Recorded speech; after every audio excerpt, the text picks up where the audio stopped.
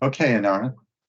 Hello, everyone, and thank you for joining us. I am Anara Tabashaliva, along with co-host Dr. Victor Fett, Dr. Katerina Shrey, and our program producer, Professor Larry Shrey. We host a weekly discussion panel on Russia's war on Ukraine with guests from Ukraine, military experts, medical personnel, academics, artists, literary figures, and relief workers. Our panel is recorded and circulated nationally and internationally. We appreciate your comments and feedback. Special thanks to Marshall University Libraries and MUIT for making this weekly event possible. If you are joining us live on Teams, please feel free to use the chat to post any questions for our guests. A quick greetings to our viewers in Ukraine from Professor Katerina Shrey. Вітаємо наших слухачів в Україні з глибоким поклоном після ще одного дуже болісного тижня на вашій землі. Ми вам дякуємо за вашу участь в нашій тижневій програмі. Thank you. And today's guest will be introduced by Dr. Victor Fett. Please, the rest of us, turn your cameras. Thank you. Thank you, everyone, for joining us this Friday. We are happy to present Dr. Robert McCollister from Ironton, Ohio, our neighbor by Huntington, West Virginia, who will speak on why victory in Ukraine is vital to U.S. national security. Dr. McCollister received his Ph.D. from Ohio State University with a major in international relations and a minor in comparative politics. He specialized in national security policy, arms control, U.S. foreign policy, Soviet politics. Dr. McCollister has taught national security policy studies at Ohio State for 2 years while in graduate school, and then he taught courses on U.S. military policy, foreign policy as adjunct at Shawnee State University, Ohio, and Morehead State University, Kentucky. He has been also a public school teacher and a coach for most of the last 40 years, and he currently serves on the boards of 2 nonprofits, Sunflower Seeds, the Tri-State Support for Ukraine, and Green Energy Ohio. Thank you very much for joining us, Robert. The microphone is yours. Thank you very much. It's an honor to be here today, talking about what I think is an incredibly important subject. I am a representative. I'm on the board of directors of Sunflower Seeds, a tri-state organization trying to raise money to help Ukrainian refugees. So I want to start there. This is as of just about a week and a half ago. The total number of Ukrainian refugees that have now been driven into the EU countries is about 8.1 million. And almost 5 million of those are in temporary protective service in the EU. Another 5.9 million, almost 6 million people are displaced within inside Ukraine. And the United Nations High Commissioner for Refugees estimates that about 17.6 million people are in need of assistance. And then most frighteningly, about 2.5 million, roughly, Ukrainians have been forcibly removed into Russian filtration camps. About 500,000 of those are children. So our organization is trying to do as much as we can to help these refugees, and anyone that can help us, please go to our website and contribute. I am going to talk today about why victory for the Ukrainian people is vital to American national security. This is not just about what's good for Ukraine. This is absolutely vital to American national security. And to do that, first I want to do a pretty quick run through of how the war has unfolded over time. Talk about kind of the stages that the war has gone through, where we are now, when we're headed, and then I want to talk directly about American national security interests. Well, in the war itself, the initial Russian operation, which you actually see on this map, we tend to forget that this was a very close run thing in the beginning. Given the way the war has unfolded over the last year, it's easy to think that the result that we see thus far was preordained. But in fact, in the early hours, in the first few days, even really the first few weeks of the war, it was a very close run thing. What you see is the maximum area of Russian conquest in Ukraine in the first month or so of the war, up until about the end of March, April. There were actually Russian troops inside parts of Kyiv. Much of southern Ukraine, that entire strip from a little beyond the Dnipro River all the way back to the Donbass was conquered. The Russians were on the outskirts of Kharkiv. This was a close run thing. What stopped the Russians was really the determination, the incredible bravery and skill of the Ukrainian people themselves and the Ukrainian leadership personified by Vladimir Zelensky. There were actually Russian assassination teams in Kyiv looking for the Ukrainian leadership in the first few days of the war. But the Ukrainians fighting in mobile, small units were able to stop that Russian offensive. North of Kyiv and just on the outskirts of Kyiv, when you look at places like Irpin and Bucha and places like that, these are very, very close. These are suburban communities. There was one of the things that made a difference early in the war was a coordination between the Ukrainian leadership, Ukrainian military, and U.S. intelligence. We were able to give the Ukrainians a pretty good idea of what Russian operations were going to be like. There were some critical fights that got underway around Hostomel Airport, north of Kyiv, where U.S. intelligence was able to really help Ukrainians defeat a Russian elite airborne operation that was to take that and use that as a base of operations to attack Kyiv itself. So this was a close run thing. But in the end, the Ukrainians were able to stymie that initial offensive. The Russian offensive failed, and I think it failed for some important reasons. The most important reason that the Russian offensive failed was they had bad political strategy. They had bad political leadership. The war was launched on an assumption that Kyiv would fall in 3 or 4 days. Russian troops actually came equipped with, they'd packed their dress uniforms for a parade through Kyiv. This was based on a bad assumption that the Ukrainian people wouldn't fight, that there was a tremendous amount of support for Russia in Ukraine. And those bad assumptions led to a bad outcome for the Russians, a bad strategy. What they were trying to do was essentially what we call the decapitation strike, take out the Ukrainian leadership. They did not think the Ukrainians would fight, and they were sorely mistaken about that. And they were stopped in coordination, as I said, with American intelligence. They also had a bad military strategy. The Russians divided their forces. They moved into Ukraine on something like 8 or 9 axes of advance. They dispersed their forces. You can see there were 2 axes of advance on Kyiv itself, from Sumy in the east, from Belarus in the north. They advanced on Kharkiv. They advanced in the Donbass, toward the Dnipro River, toward Kherson, toward Mariupol. They divided their forces, which is a classic military mistake. And in the end, they advanced with a force because they assumed that this would be easy, which is always a terrible assumption in warfare, to underestimate your opponent. Because they assumed this would be easy, they invaded Ukraine with much too small a force to subdue a country of 44 million people.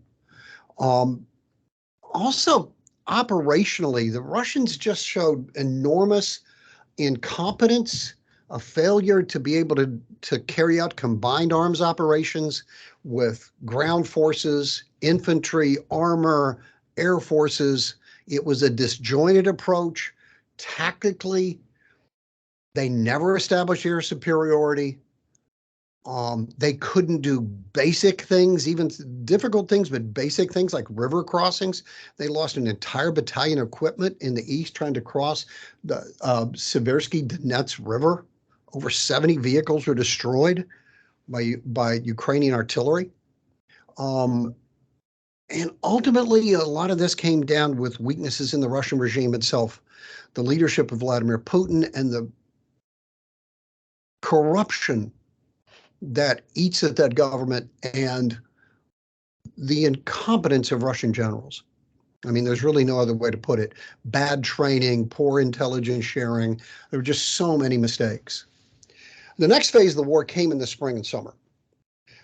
After the initial, and you can show the next map, after the initial offensive was stopped, there is a brief period in May, June, July, even into a little bit of August, through the summer of 2022, where the Russians do advance slowly in the east, in the Donbass and in Donetsk and Luhansk provinces, mostly using massive amounts of artillery. They were able to take a few cities. They were able to make some advances, but it was very, very slow. So the war, while it didn't stalemate, was pretty close. It was pretty close to that. Then in the fall, you got the Ukrainian counterattacks. The Ukrainian counterattacks were centered in two places. First, in September, and the area in blue you see right here are the areas that the Ukrainians took back from the Russians. What basically happened was the United States was able to start. American aid has flowed in fits and starts. There was some reluctance at first, but over time we have sent them more and more capable equipment. And a really, really important turning point was the supplying of these long-range rocket artillery systems, these multiple launch rocket systems like the MLRS itself and the newer version, the HIMARS. What the Ukrainians were able to do after we supplied them with these was strike at the Russian center of gravity. Getting a little feedback here somewhere. The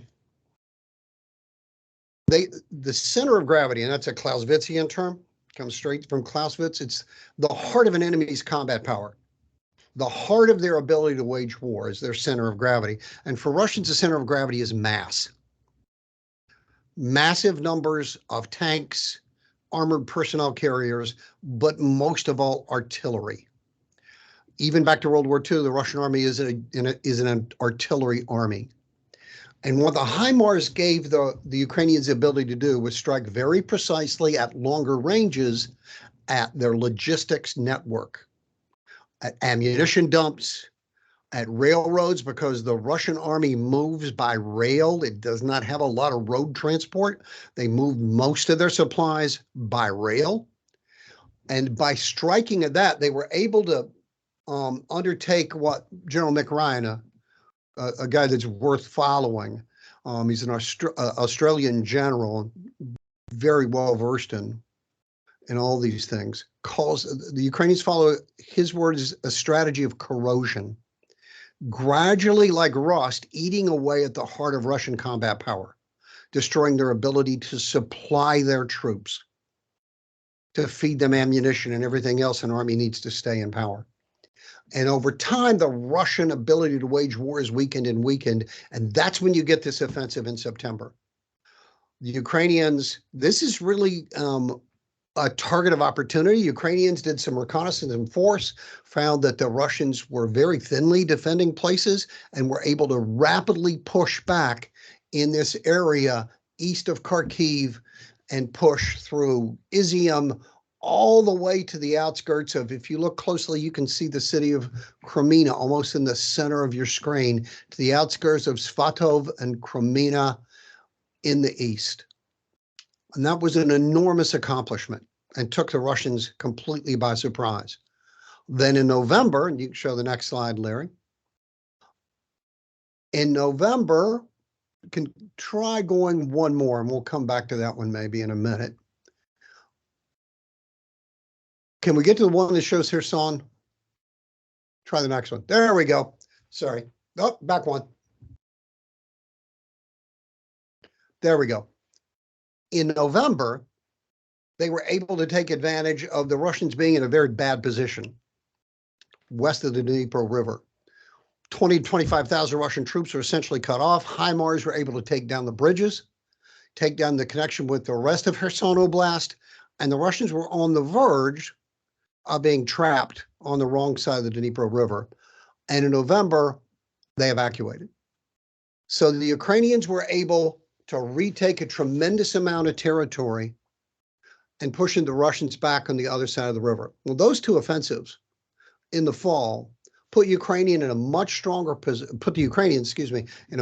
position for offensives later this year. And so the next phase of the war are dueling offensives. The Russian offensive in 2023 is already underway. You can go back a couple, Larry, sorry about the order here. Back, I think one more, there we go. The Russian offensive, if you look, and anybody that's been following this knows about the city of Bakhmut, the big circle in the top center there. The Russians have put an extraordinary amount of effort at taking this town, which is of very little strategic significance, and they've lost something on the order of 30,000 soldiers, many of them with the Wagner paramilitary group. They have launched that offensive. They have been moving a bit also in the area around Crimea, which is to the north of that. And they've also launched an offensive down in the area of Vuhledar, which is in the bottom center. You can see it. It's not circled, but you can see it. That's an offensive to try to push the Russians back because to push the Ukrainians back because Ukrainian HIMARS artillery are commanding the rail line, which if you look really closely, you can see there, the rail line that connects Russia and the areas they control in the east to the area around Kherson and also to Crimea. That has failed. Both of these offensives, while Bakhmut may eventually fall, it has been an extraordinary cost for very little strategic gain. The Vuhledar offensive has been largely, almost completely a failure. The Russians have had two naval infantry brigades, 140th and the 55th, nearly destroyed trying to take Vuhledar. So the Russian offensive, at least thus far, is a failure. Vladimir Putin has a problem. His problem is that his political and his military strategy at this point are disconnected. There's a real disconnect between the two. What we see Vladimir Putin moving toward right now, is a strategy of trying to turn this into something he's very familiar with, a frozen conflict. What he's been able to do in a variety of places, including in the eastern Ukraine and also in Moldova, in Georgia and other places, is have Russian troops occupy parts of countries and drag this out. See, for the United States, the center of gravity, the thing that the source of our war effort is American political will. What Vladimir Putin seems to be doing is saying that he can outlast us, that he can make this painful enough, inflict enough pain on the United States and its allies, principally through manipulating fossil fuel prices, oil prices, natural gas prices, inflict enough pain on the West that if this conflict drags on, we will eventually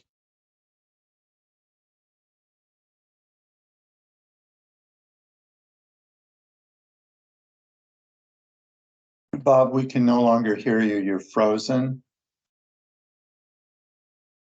You might have to go out and come back in. Victor, can you hear Bob? No, none of us can hear him, but that is quite a cliffhanger. That is quite a cliffhanger to go out on. Hopefully Bob will be able to join us back. I really appreciate the clarity of what he's explaining. This whole idea of striking at where it hurts. This is incredibly helpful. I see a comment from Carol Smith. I have heard Russian commentaries say we can outsuffer you. Yeah, oh yeah, I've heard that too. This seems to be the strategy to wear down the U.S. political will to support Ukraine. Yeah, and that's terrifying because that strategy terrifies me. I could see that happening. As soon as Dr. McCollister gets back on, he will be in a better position to comment. But what a cliffhanger to leave us on.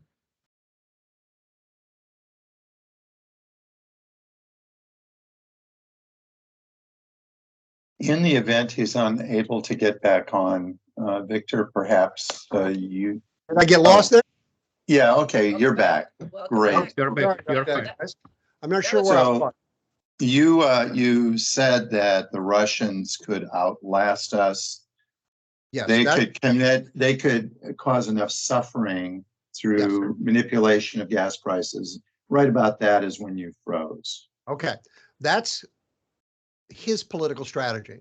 Militarily, because I think he feels the need to show some success, they keep launching these futile offensives, which is just bleeding away his combat power over and over again.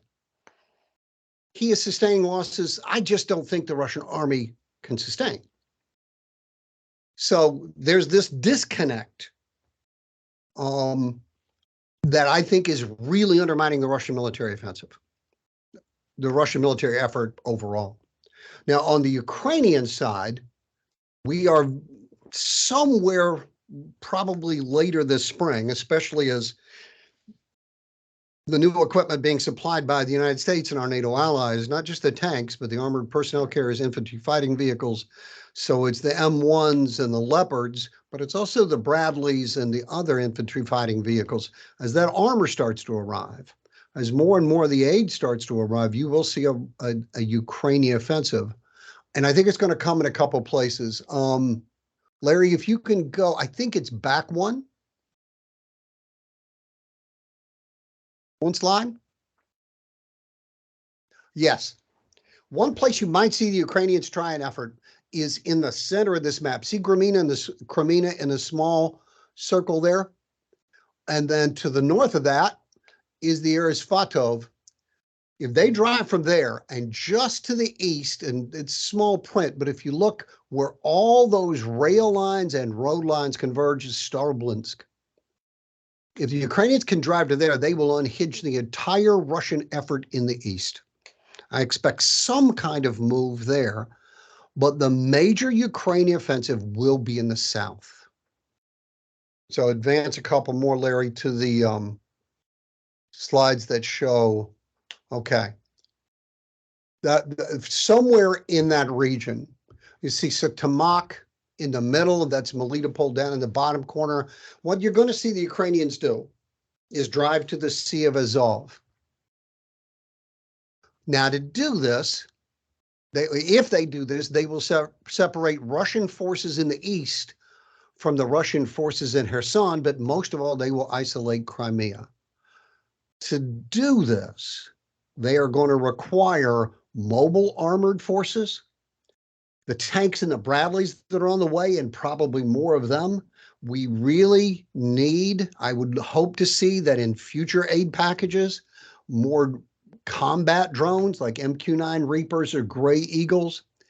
The F-16s will come eventually, I would imagine, and will help in that effort. But they need things that they can use to advance at the forward edge of the battle area, used in conjunction with armor to take out Russian positions. They have older Russian helicopters that can do this. The F-16s, I would like to see them get A-10s, but no one's talked about that, which is an American attack plane, which we are retiring. But most of all, they need ATACMS missiles that can go with those HIMARS launchers. Once they get this, they're already getting, with the HIMARS launchers, what are called ground launch small diameter bombs, which have about double the range, about 93-mile range. The ATACMS missiles have about 186-mile range. If they advance to the Sea of Azov, all of Crimea will be able to be struck by the Ukrainians. They will make the Russians have to abandon Sevastopol, their air bases in Crimea. They will be able to strike the Kerch Strait Bridge. They will be able to isolate Crimea, and that will have a decisive impact, I think. Once they are able to drive to the Sea of Azov and isolate Crimea, now taking Crimea itself will be difficult because there's only a couple of very narrow land bridges from Ukraine proper into Crimea. But that will be a decisive event. And it might be the kind of thing that gets Vladimir Putin thinking seriously about negotiating an end to the war. We'll see about that. I actually do believe that 2023 is decisive. I think this is a decisive year in the war. I think Ukraine has to be able to accomplish that, and we have to give them whatever they need to do it. As the war drags on, it gives Vladimir Putin the ability to sap the will of the West to encourage anti-war forces in Europe and the United States. This is the decisive year of the war. So now to the title of what I said I would talk about. Why is this in vital American national security interests? Well, and I've talked about this, and in fact, I talked about this on this podcast a few weeks ago. There are a number of reasons, and one is to go really to the heart of American values. And one is that this is just a genocidal war, and I've talked about this before, so I don't want to spend too much time on it. This is a genocidal war. It's built on Putin's mistaken view of history. If you look at his own statements, he cannot imagine that Ukraine has the right to exist independent of Russia. If you listen to Russian broadcasters on Russian TV, they say absolutely horrific things. The conduct of the war in Mariupol and Bucha and Irpin, there have been over 70,000 reports of war crimes. This is a genocidal war. The second reason I think that this is really important, and this goes directly to American values, is that democracy is under threat in world politics today. We're in what some people call a democratic recession. Democracy is being threatened around the world, and the face of that effort is Vladimir Putin. He has set up what is truly a fascist regime in Russia. It is an ultra-nationalist authoritarian government, and he has been aiding these movements across Europe. He has funded fascist or semi-fascist or fascist adjacent political parties in Italy, the League in Italy, the Freedom Party in Austria, the National Rally in France, the Alternative for Germany Party in Germany. He encouraged Brexit, and we know he intervened in the 2016 election here in the United States. Victory for Vladimir Putin in Ukraine would strengthen the anti-democratic forces across Europe and really around the world, because this is truly a worldwide phenomenon. Democracy is under threat everywhere. We've seen the same kinds of thing in Brazil and in other places. And Putin has a finger in almost all those areas of conflict where democracy is being threatened. But if you just want to look at really straight out balance of power, realist national security interests, Ukraine has to win. And I've dealt with this before, but it's an important point. We are in the longest period of great power peace since the rise of the nation state. And it's because the United States and its allies in the aftermath of World War II put together this rules-based international order. And the number one rule in that system was you do not use aggressive war. You do not use war as a means to conquer other nations. Now, it's not been perfect. And I don't think, to be honest, the U.S. invasion of Iraq in 2003 was not really aligned with that effort. So it's not been perfect, but the place where it's been strongest has been in Europe. We have kept the peace in Europe, and Europe in the 20th century was the bloodiest continent in human history. So he is threatening that order. He is threatening that system. If he were to win, it would allow dictators around the world to say, okay, open season has begun. War is now back on the table as a way to acquire territory, to expand power. Imperialism would be back in vogue. In just sheer power terms, the addition of Ukraine to Russia would add 44 million more people, enormous grain surpluses, enormous industry and science. There's a lot of potential power that would be added to Russia if they were able to conquer Ukraine. And if you can show that map, Larry, of Europe, the red and blue map, I think it's the last slide. There we go. If you add Ukraine to the Russian Empire, immediately Moldova and Belarus will be under tremendous pressure, and in fact already are under tremendous pressure to be in one way or another reincorporated back into the Russian Empire, adding even more power, but even more importantly, putting Russian troops in the heart of Europe once again, where they would border all the way from Romania in the south through Hungary, Slovakia, Poland, and the Baltics. And I would particularly emphasize the Baltics, because if you look, there is that little slice of Russia, Kaliningrad, separated from the rest of Russia, and Vladimir Putin would desperately like to reconnect that. These are all NATO allies, all protected by the Article 5 promise of NATO that an attack on one is the same as an attack on all. Losing in Ukraine, allowing Vladimir Putin victory in Ukraine would set the world up potentially for a much larger war. Couple final points. Another reason that Putin has to lose for American security interests is because he is using nuclear weapons as a shield.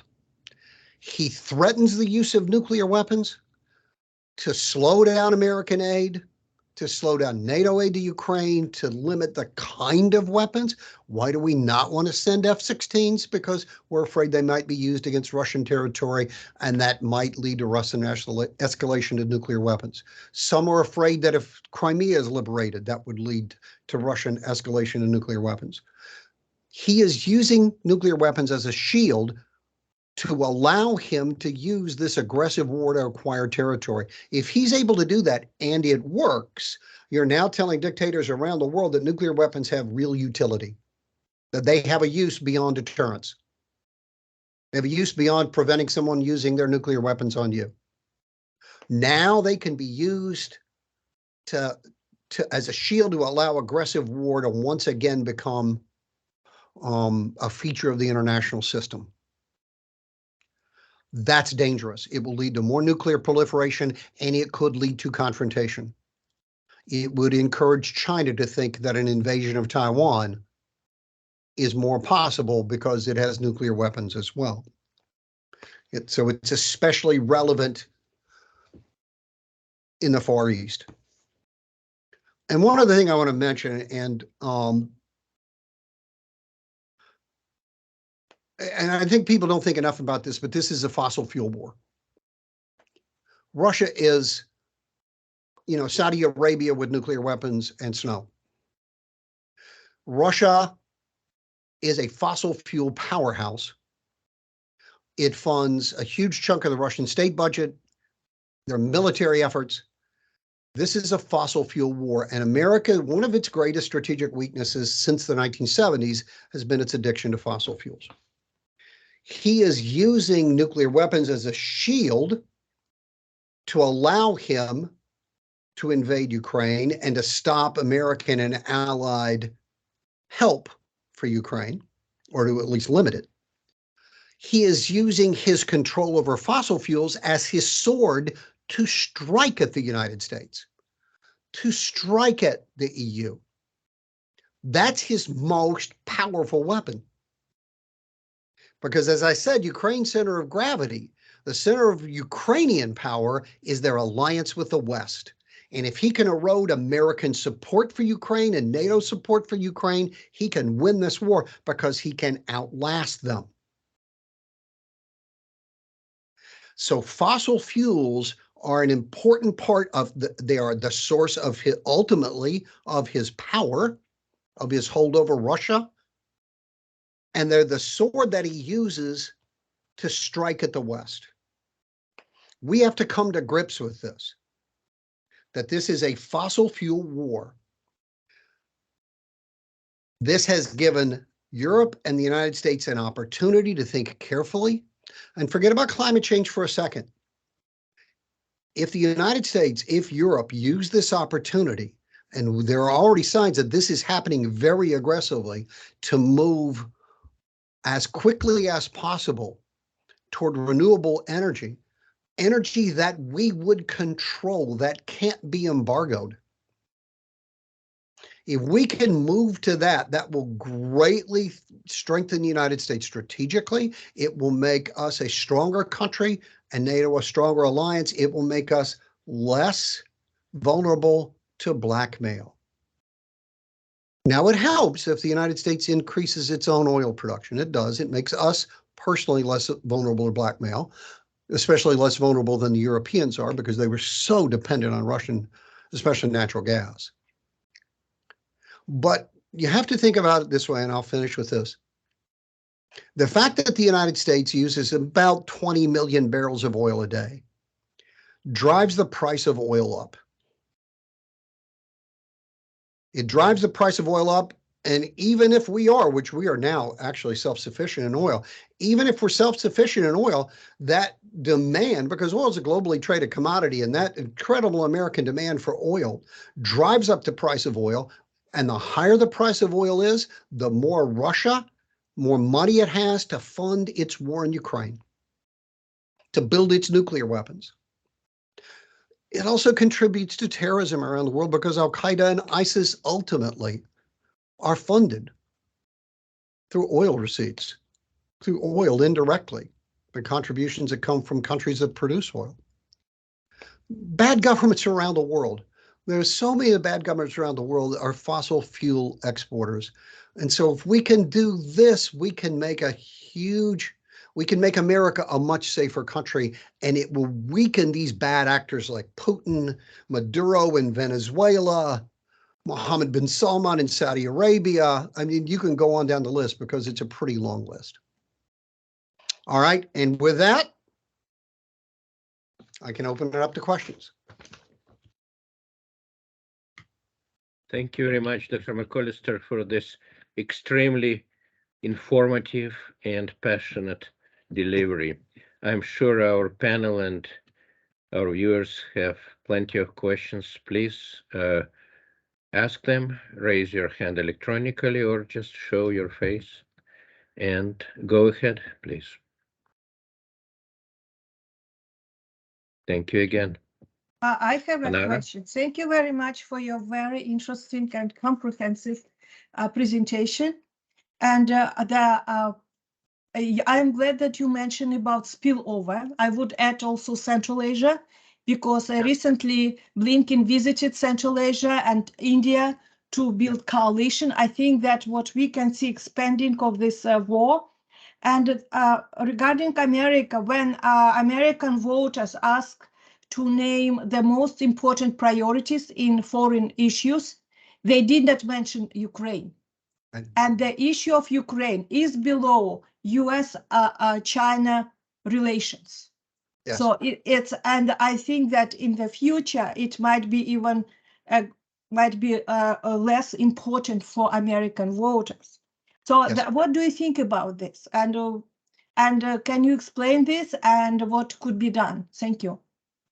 It's the Achilles heel of the American effort. I think President Biden has done an extraordinary job of marshaling Western help, of pulling NATO together. What has made the response to the Russian invasion so effective has been the unity that NATO has shown. Some countries a little more reluctant than others, some more aggressive, but there has been real unity in the NATO effort. We've brought Sweden and Finland in. He has done a masterful job of that. But there is an Achilles heel in this, and Putin understands this. And that is, there has always been throughout American history a natural isolationist urge. It's partly, American history and American geography. We are the only great power surrounded by two oceans. And there has always been this powerful isolation impulse in American history. It has led to disasters. The Second World War, one of the things that brought on this, that helped make Hitler so successful early in the Second World War, was that the United States withdrew from world politics after the end of World War I and cleared the way. When the world's most powerful democracy refuses to get involved in international politics, it makes it easier for aggressive dictators. So I think you're absolutely right. It is our Achilles heel, and Putin understands it and encourages it. He encourages it two ways. One is through the price of oil and fossil fuels, which is the backbone of his real power. Ultimately, politically, militarily, the center of gravity for the Russians is massive amounts of tanks and armored personnel carriers and artillery, those kind of things. But politically, the real source of his power is fossil fuels. And he is using that to strike at American public opinion. And if he is able to drag this war out, if he is able to extend this war and turn it into a frozen conflict, and through that period, manipulate oil prices to the point, gas prices to the point that it becomes really painful, then he can erode American support for the war. That's why I think 2023 is decisive. That's why I think that in 2023, we have to help the Ukrainians strike them while they're hot, while Russia is weak. And, I talked about where I think the critical attack, I want to see them advance in the east as well, because every mile they advance, they liberate people. Look at the scenes from Kherson. If you want to know what the Ukrainian people think of the Russians and the war and Russian occupation, look at the pictures in Kherson in November. We haven't seen pictures like that since the liberation of Paris in August 1944. But I think you've absolutely identified the weakness in the Western position. And that's American public opinion. He will also use another weakness that we have, and that's social media. He has exploited that before. He will again. He did it in 2016. He will do it again. Great, thank you. Thank you very much. More questions, please.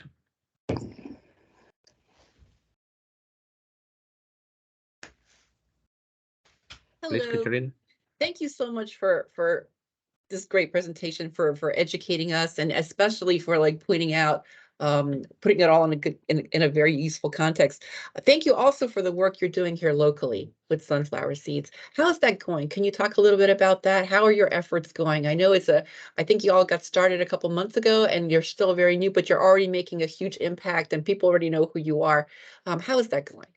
I think it's going pretty well. It did take us a while to get organized to become a 501c3. John Yeager has has done great work on that. He's done this kind of thing before. He knows what he's doing. Patrick Grace, this was really his idea. Sandrine Pierre has those great connections. Andrea Bordelais knows. I mean, you got people, they have all these skills that I don't have. Andrea is a business.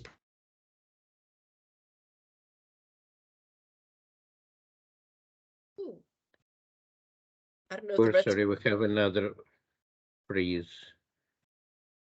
The speaker is frozen. There is no connection. Victor, while we're waiting for Dr. McCollister to come back, you participated in a service fundraiser for sunflower seeds. Maybe you could say a few words about that. You did a really great job speaking at that event. Yes, thank you very much. It was a great gathering locally. Sunflower Seeds, once again, is a local group of Tri-State. Tri-State is our junction where we are, West Virginia, Kentucky, and Ohio. And Bob is back with us, please. I'm back. I'm sorry. I don't know I what. pass microphone to him, yes. Can you hear me now? Yes. Okay. Yes, So, yes. yeah, we have all these amazing people on the board. Don Perdue, I think he knows everybody in West Virginia from his service in the House of Delegates. I think we're doing pretty well. We had that big event on February 24th at Enslow Park Presbyterian Church and raised, I think, about $3,000. Yeah. We've already I think we've sent 3,000 to Orange just last week. So we are starting the donations. We want to encourage as many people as we can to donate, to reach out. We think this can be a model that maybe other cities can copy. But we are focused 100% on reaching out to the people of the tri-state and raising as much money as we can. Early on, Patrick Gray set a goal of raising $100,000, and I think we all kind of gulped when he said that. But I'm beginning to think maybe we can pull that off. I appreciate that very much. And I know you're supporting Ukrainian refugees in the city of Yaroslav, Poland, correct? Yes. Do you have any sense of how many Ukrainian refugees have made it to Yaroslav? I actually don't know, and I don't know if Sandrina's on here. She might know better than I do, but I don't know. I know This is significant. I think my impression is it's a significant number, to the point where the locals are overwhelmed with their ability to help, and so you all are stepping in to rescue the situation. A huge chunk of this has fallen on Poland, and because Yaroslav is so close to the border, close to Lviv, close to the western border of Ukraine, a lot of that has fallen on them personally. So we're going to try to do as much as we can. If you go to the UNHCR's website, I don't have it at my fingertips, they actually show how many refugees are in each country, and Poland has undertaken a very, very large number of those people. So we want to help. Well, thank you. Thank you so much for all your efforts. You're welcome. This is an honor to do this. I'm really happy to be doing this. Bob, you mentioned earlier that money was sent to Orange. Would you tell everybody what the connection is between Orange, France, and Yaroslav, Poland?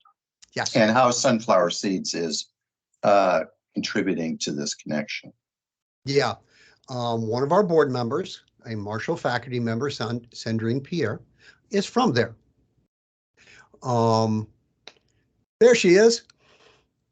That's her home. I'll show my face if you want to, but yes, I No, confirm. go ahead, talk. Tell them this is the connection right here. This is our connection. But that's her hometown. She knows people there that have been contributing. They've been organizing convoys, but the city has been pretty exhausted by the effort so far. And Sandrine, jump in here anytime. The city has been pretty exhausted, and we're trying to help take up the slack. Go ahead. Anything else you want to throw in? Well, I will finish connecting the dot with Jaroslav and the Polish connection now on the border with Ukraine. Started with the Sister City program and the fact that one of the Orange City employees herself from Jaroslav. So it's really family, people connection that is driving that humanitarian effort all the way from our area to the border with Ukraine. And as we speak, we have sent those donations from the tri-state from the event. They've made their way for the next convoy to Jaroslav, which is being scheduled for the month of May.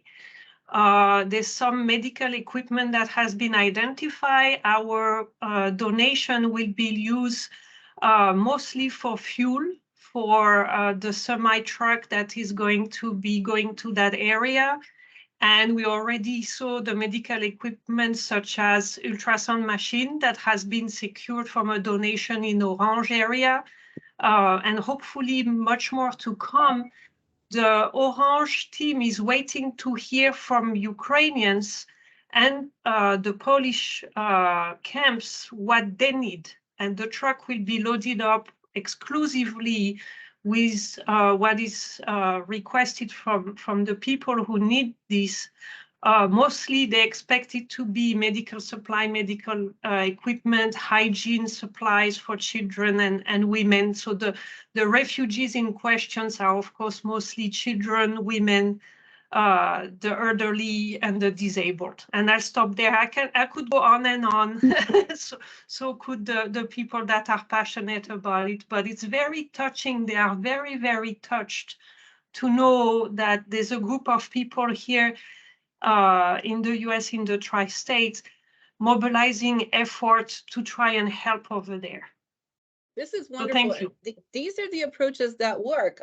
In the early days of the war, in the larger Northern American cities, where you have large Ukrainian populations, there was a lot of these one-on-one efforts. There was one, the St. Sophia Religious Association of Ukrainian Catholics in Philadelphia, got an email from the council, the city council in Ternopil, Ukraine, with a list of exactly that. The whole, it's just a list of here is what we need, and they mobilized and got $20,000 worth of stuff over there.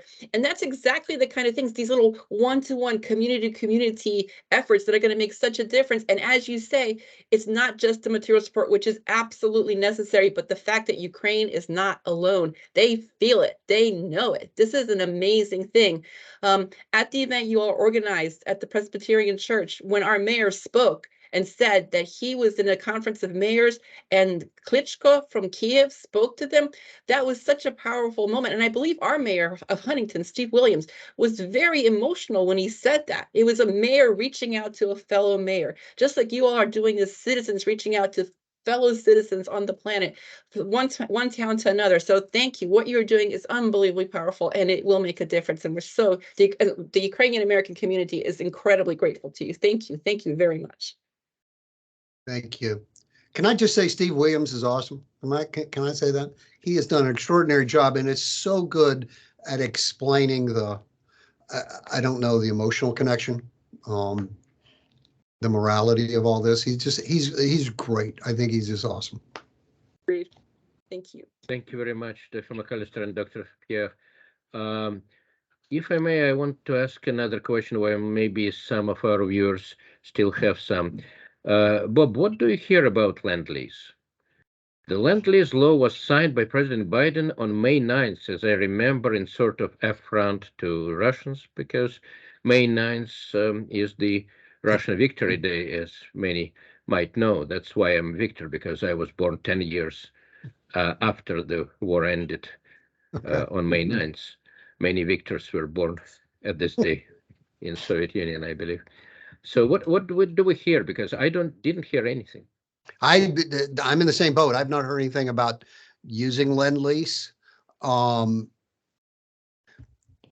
It may be something you hear more about over time. Off the top of my head, I think I'd have to go back and check. I don't want to say something that's wrong. I'm not sure how much has been appropriated thus far. We have sent Ukraine something on the order of 30 billion or so in military hardware. I want to say we've appropriated something like 60 billion, but I would have to check that number.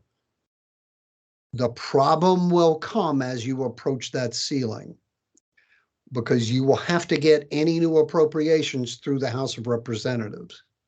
And you have an incredibly weak speaker who is going to be held hostage by his most extreme members, who happen to be opponents of the American effort to help Ukraine. And I can name names, but I'm sure you know who they are. You know what I'm talking about. Matt Gaetz, Marjorie Taylor Greene, those folks. The speaker has tremendous power to limit what comes to the floor. There is a thing called a discharge petition that could get more appropriated. If we get to the point we bumped up against the ceiling, and I honestly think that this is one of the things that might make them reluctant to send F-16s. You start to send F-16s, that will very rapidly push you up toward that ceiling for what's been appropriated, because they're very expensive. And to send them in any number you might start to bump up against that limit. And that might be, I don't know. I would actually have to go back and look. It's been so long since I've dealt with Lend-Lease. I used to teach about World War II. March 5th, 1940, it passed. About how it might allow the president to at least in some way circumvent those limits. I hope it doesn't come to that. I think that there's enough Republican support in the House that we can still get that passed. I think we'll still be there. But this is where you get into the point where the longer this drags on, the more that number erodes. We don't want this war to become one of those frozen conflicts. We see that in the 2020. comments. In the comments, we do have a really good post. Carol Smith writes, "I've heard Russian commentary say we can outsuffer you. This seems to be the strategy to wear down the U.S. political will to support Ukraine." Yeah, I mean that's terrifying. It is absolutely terrifying. Yeah, I see one more hand raised. Dr. Deutsch, please. I was going to say, can you hear me? yes. Okay. I was going to say that Russia has begun using hypersonic missiles. Do we have the military capability to bring those down? No, we don't. To be honest, no, we don't. Ballistic missile defense, hypersonic missiles are different than ballistic missiles, but we do not have the capability. They move too fast. The Kinzhal missile that was used, was it yesterday, I guess, is essentially an air-launched version of their Iskander ballistic missile that has the speed of a ballistic missile, but it's accelerated by gravity because they launch it at a very high altitude. And no, it moves too fast. By the time it's acquired on radar and you start to spin up all the systems to shoot it down, it's too late.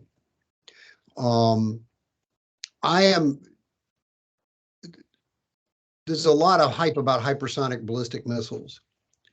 But in this case, they are a weapon that you can't defend against. The one limitation for the Russians is, by Ukrainian intelligence estimates, they only have about 60. How many did they use the other day? Was it 6? It's about 10%. How quickly they can turn them out, I'm not sure. If they're based on the Iskander, probably relatively quickly, but not in huge numbers. I don't think that they can be produced in large enough numbers to really make a difference. Once again, what you're saying with these Russian efforts, which date back to General Surovikin, who used similarly brutal methods in Syria.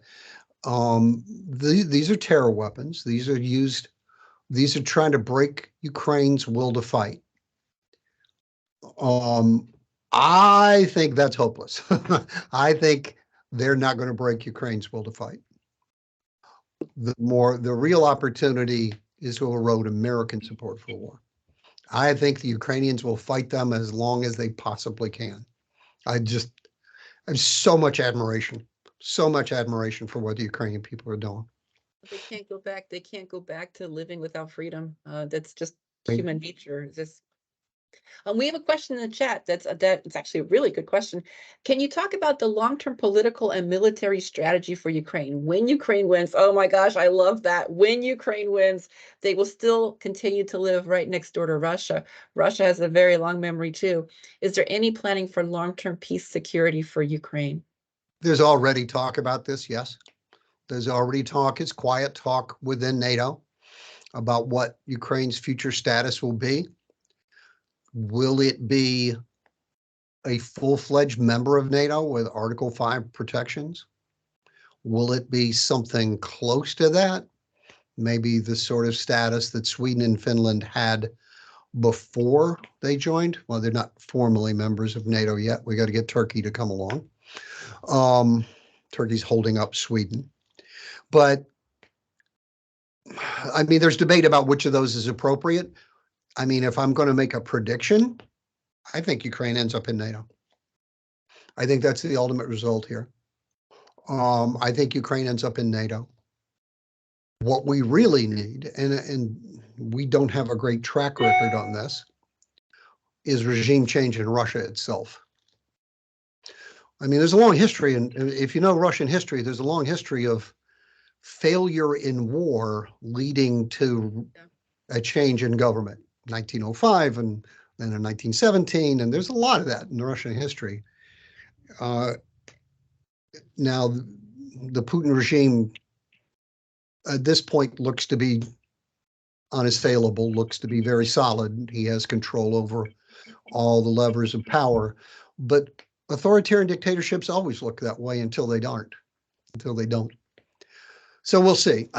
Who knows? I mean, that's the hope. I mean, my son and I drove down to pick him up in Lexington yesterday. We spent most of the ride back talking about the great victim of the Russian government for most of history has been the Russian people themselves.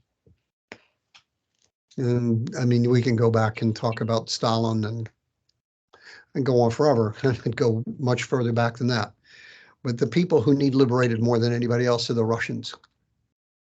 Unfortunately, if I may add, no one will liberate Russians but Russians.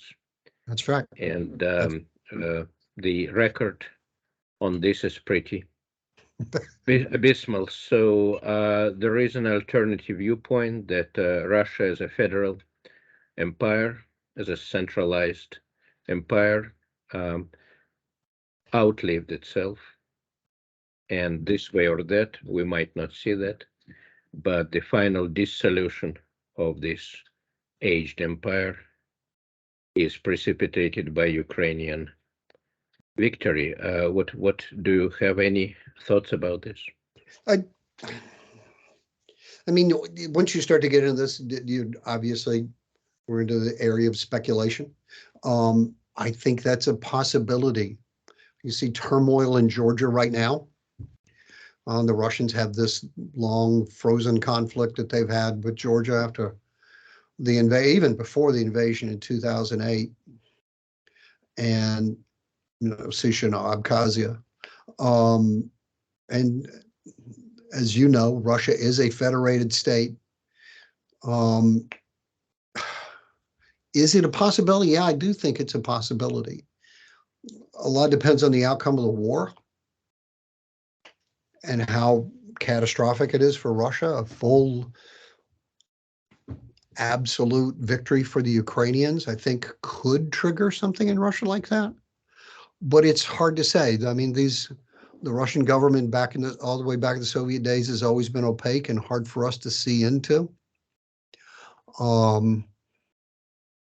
But like I said, authoritarian governments look strong until they don't, until they fall apart. The Shah in Iran looked pretty strong up until 1978. There are plenty of examples in history of what looked like pretty powerful authoritarian governments crumbling much faster than you think is possible. So we can all, I guess, say a prayer for that. Thank you, Dr. McCollister. I should add for myself that by all means, right now, the Russian regime passed the threshold from authoritarian to totalitarian with flying colors. Any more questions, please, from the viewers or panel? We have been here more than an hour, and we can take a couple of more questions, I believe. Please. I've got no place to be, so fire away.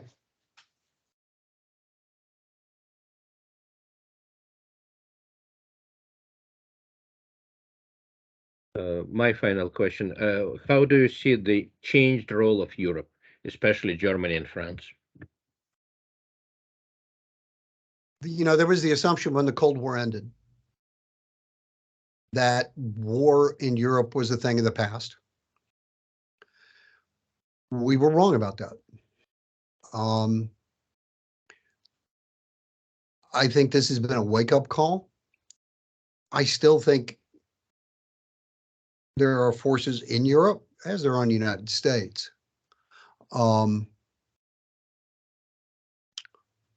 don't quite understand that international politics is still a dangerous game and that countries have to be prepared for conflict. We are in a period of threats to democracy around the world. I think one of the things I do think that's happened is that much of the lead in Europe has now been taken up by countries further to the east. Germany allowed its military power once the Cold War ended to erode pretty dramatically. The German army atrophied incredibly in the period after the Cold War. The Germans stopped spending on defense. I think this is a wake-up call that this is still a dangerous world, that there are still threats to democracy. The democracy has to be defended. That authoritarian regimes around the world, and the Chinese, the Russians, and others are real threats to democracy. And then we have to be prepared to defend it. I mean, there's the old expression that freedom isn't free and peace isn't passive. I think we have to be prepared to defend. I do think there's been, I mean, the German chancellor himself, who has always been in the other camp, has talked about a sea change here. So I think this has been a wake-up call for Europe, that there are still threats. I think Thank we you. have another question from Carol Smith. Yes, Carol, please. She just actually, if you look at the message, okay, sorry. Well, actually, my second question was answered about the long-term peace and security policy or planning for Ukraine after they win this war. Okay, I have a really ignorant question. I Okay. don't know anything about history or politics or international relations. I'm a mental health professor. Okay. And I teach people how to be counselors. So I had this radical idea, and it's probably really stupid, but what if Ukraine became a territory of the United States and became the United States' 51st state, and the United States moved right next door to Russia? Okay, end of conversation. I know that's stupid, but let's be crazy. Could that even begin to happen? Well, when you think about it, if Ukraine becomes a NATO member, True. that if Ukraine becomes a NATO member, they automatically get that Article 5 promise that an attack on Ukraine is the same as an attack on New York, is the same as an attack on Huntington, West Virginia, or Ironton, Ohio. So there is, to some extent, that at least partially is what that means, that we are all for one and one for all. We will train with them. We are already helping train Ukrainian troops. And then one of the things I think I failed to mention is that since the 2014, and for the Ukrainians don't talk about this war starting in 2022. This war started in 2014 when the Donbass in Ukraine was invaded. We have been training the Ukrainian army. The Ukrainian army, which was pretty disorganized and had a great deal of Russian intelligence infiltration of it prior to that, had rapidly became a much more professional force. And I have enormous admiration for their military leadership, not just President Zelensky, but General, and I'm going to get this name wrong, Zaluzhny. He's the commander-in-chief. The Ukrainians have incredibly creative, brave. They've done an extraordinary job. And so that kind of, the NATO model, what's kept the peace in Europe, is that we link our security, we link our economies, and the EU and NATO are two sides of the same coin. The EU membership and NATO membership are not exactly the same, but pretty close to the same thing. They are two sides of the same coin. The system that we built after World War II, and it was all built on the lessons of World War I and what we got wrong in the aftermath of World War I, was that the way you limit anarchy in the anarchic international system, where it's a competition of all against all, a free-for-all for power, is that you link country securities together and you link their economies together. That model kept the peace. Now, there are strains in that system. Protectionism is growing, and we have to build a new model. But that's real. That's a real system. So actual part 51st state, no, but links to the United States in the West. This is what the Ukrainian people, this is what drove the revolution of dignity and the Maidan in 2014, when Yanukovych tried to link them to Moscow instead of to the EU. This is what the people of Ukraine want. So, and I know, Carol, I know you're coming, your heart is in the right place. And I know how supportive you are of what's happening to the people in Ukraine. So I know that comes from an absolutely good place. But as someone connected to Ukraine, I don't think I'd be able to set foot back in my hometown of Philadelphia with Ukraine if I didn't just kind of mention that making it a 51st state does kind of exactly the same thing in terms of negating Ukraine's sovereignty as an independent nation. But I just want you to know, and I want everybody who sees this program to know that you support Ukraine, and you thank you for your support of Ukraine, and that's coming from a good place. And you know what I do appreciate is the out of the box thinking. I mean, it made that. Sadly, we've got to work our way through all sorts of questions to maybe hopefully find the solution that none of us is expecting right now. But yeah, just to reinforce Ukraine's independent status as a sovereign nation. and Absolutely. And I'm sorry, I didn't mean to That's imply okay. anything. And I was in, like You going with prefaced it. You prefaced it with this is, kind of out there. So you do. I just kind of feel like I wouldn't be doing my job if I didn't and reiterate. going with the crazy idea, like if Ukraine, quote, did become a 51st state of the United States and we established that security together, we would happily secede. And once Ukraine is secure and peaceful and strong and not vulnerable to their brutal neighbor next door, that it would be a wonderful thing for them to be able to secede. Of course, I'm trying to game the system here, and I know that. the thing about NATO membership that makes it so extraordinary, that makes the NATO alliance the most unique in history, is yes, countries link their security and link their economies in ways that have never been done before. NATO is not your old school military alliance like the Triple Entente or the Triple Alliance before World War I. We link our security, we link our economies in ways that are unique, but also within NATO. You can talk about Ukrainian sovereignty. NATO only acts when there is consensus. Luxembourg has the same number of votes in the Atlantic Council as the United States does. Now, we have the largest voice because we contribute more to NATO's defense than anybody else. Like the old E.F. Hutton commercials, when the United States speaks, the others listen. I think I just dated myself there. Yes, I was alive in the 80s, obviously. But they have, through the NATO alliance, that voice, that NATO only acts with consensus, which is why Erdogan can hold up Swedish membership until he gets what he wants. And Viktor Orban can be a pain.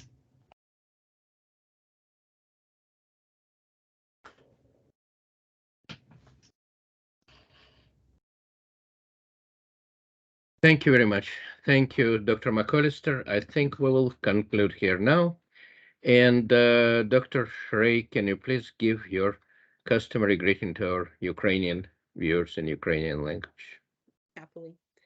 Дорогі браття і сестри в Україні, ми зберігаємо вас у наших щоденних думках і молитвах.